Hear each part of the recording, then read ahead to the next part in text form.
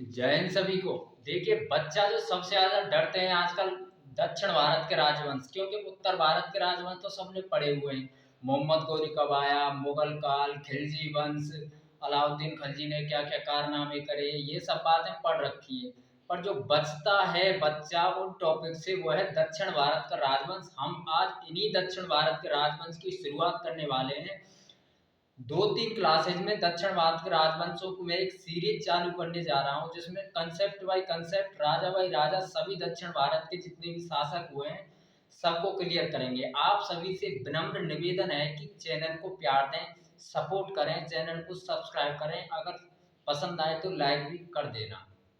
देखिए, दक्षिण भारत के राजवंश, साउथ इंडिया के जो राजवंश हैं, इनकी जो शुरुआत होती है वो होती है 100 ईस्वी से 300 ईस्वी तक। आप बोलेंगे प्रथम सदी कहाँ गई, तो जो अपने इतिहास में दर्ज है उसकी शुरुआत होती है 100 ईस्वी से। अपने इतिहास में रिकॉर्ड हमारे पास उपलब्ध है, और 100 ईस्वी से लेके 300 ईस्वी तक। पहले तो मैं यही क्लियर कर दूं बहुत से नए बच्चों को कि दक्षिण भारत मतलब कौन से क्षेत्र की बात कर रहे हैं। देखिए, जो गुजरात, राजस्थान, दिल्ली, हरियाणा, बिहार, जम्मू कश्मीर, उत्तराखंड, ये सभी उत्तर भारत के राज्य हैं। दक्षिण भारत के राज्य हैं जैसे तमिलनाडु हो गया, आंध्र प्रदेश हो गया, तेलंगाना हो गया, महाराष्ट्र हो गया, कर्नाटक हो गया। इन सभी स्टेट्स को दक्षिण भारत में काउंट किया जाता है। तो इनमें जो जो शासक हुए हैं उनके बारे में हम पढ़ेंगे। देखिए, 100 ईस्वी से लेके जो 300 ईस्वी तक का कालखंड है, इसको इतिहास में एक नाम दिया गया है संगम काल। संगम मतलब किसी चीज का मिलन हुआ होगा। इसमें मिलन हुआ है तीन वंशों की संस्कृतियों का। वो तीन वंश कौन कौन से हैं? पहला वंश है चेर वंश, दूसरा है चोल वंश, और तीसरा है पांड्य वंश। आराम से पढ़ेंगे, धज्जियां उड़ा देंगे दक्षिण भारत के राजवंशों की, सबकी समझ में आएगा। बस आप शब्दों पर गौर करते चलना। 100 से 300 के बीच में इन तीन राजवंशों का वर्णन है। इसके बाद में जो हमारे पास डाटा उपलब्ध है वो है 500 ईस्वी से लेके 1200 ईस्वी तक। यानी कि इन 200 वर्षों का जो गैप है, इसका साक्ष्य इतिहास में कहीं भी हमारे पास उपलब्ध नहीं है, और ना ही यहाँ से कोई प्रश्न एग्जाम में पूछा जाएगा।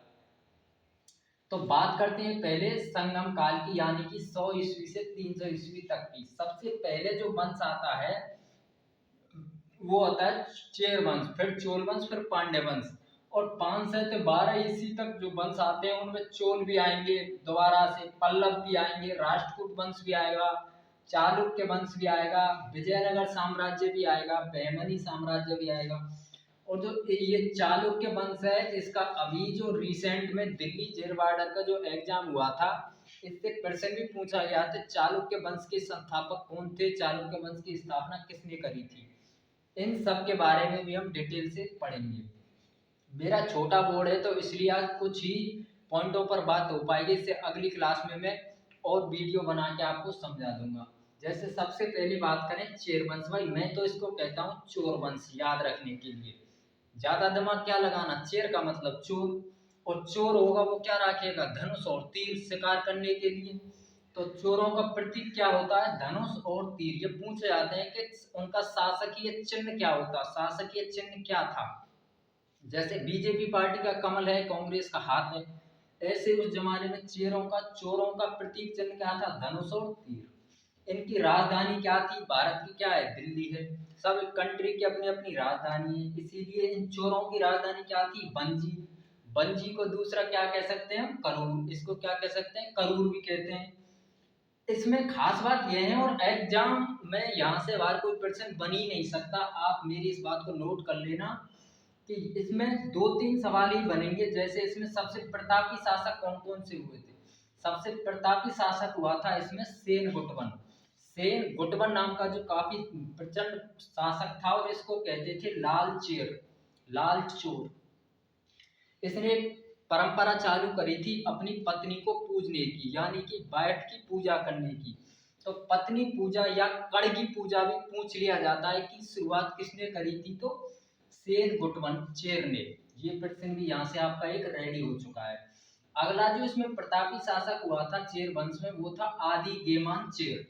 आदि गेमान जी ने क्या काम किया, इन्होंने भाई साहब गन्ना की खेती शुरू करी और गन्ना की खेती ऐसी शुरू करी कि तब से आज तक गन्ना की खेती होती ही जा रही है, होती ही जा रही है। अपने उत्तर प्रदेश में तो गन्ना भारी बहुतायत में होता है। गन्ना की खेती शुरू करने वाले कौन थे, आदि गेमान चोर। चेर वंश में यही तो शासक हुए हैं, इन्होंने ये कारनामे करे हैं। इससे बार एग्जाम में क्वेश्चन नहीं बनेगा। अगर एग्जाम में क्वेश्चन बनता है तो आप मुझसे बोल देना, जीवन में दोबारा पढ़ाना छोड़ दूंगा। अगला वंश है चोल वंश। चोल वंश का इतिहास अजीबोगरीब है। चोल वंश शुरुआत में तो इसका विलुप्त सा हो गया, विलुप्त होने के बाद में दूसरी शताब्दी में अस्तित्व में था। तीसरी शताब्दी से लेके चौथी, पांचवी, छठवीं शताब्दी में अन्य वंशों का ये गुलाम बनता गया। गुलाम बनने के बाद में इनका जो अस्तित्व में दोबारा से आए वो 9वीं सदी के 9वीं शताब्दी में ये उभरे, यानी कि दोबारा से प्रभाव में आए। तो चोलों का जो चिन्ह था वो क्या था, बाघ। चोला कहाँ तक फैला, चोला मतलब जैसे गांव वगैरह में गमछा वगैरह ओढ़ लेते हैं, उसके कहते हैं चोला पहन लिया, चोला चढ़ाते हैं हनुमान जी वगैरह पर। तो इसका आप ऐसे समझ सकते हैं, जो बाघ की खाल होती है ना, बाघ की खाल, उसको ये पहन के बाघ के खाल को सुखा के आदि करके ये पहनते थे। तो इनका शासकीय चिन्ह क्या हो गया, बाघ। इनकी एक सबसे बड़ी दुर्दशा ये है कि ये भटकते ही रहे, इनकी कोई स्थायी राजधानी नहीं बना पाए 9वीं शताब्दी तक। दूसरी शताब्दी से लेकर 9वीं शताब्दी तक ये कोई स्थायी राजधानी इनकी नहीं थी। 9वीं शताब्दी में इन्होंने अपनी स्थायी राजधानी बनाई, जब ये प्रभावशाली हुआ। उसका नाम था तंजावुर। 9वीं शताब्दी में इनकी राजधानी बनी थी तंजावुर। और इसमें तो भयंकर प्रतापी शक्तिशाली शासक हुए थे। उनमें से एक का नाम था करिकाल चोल।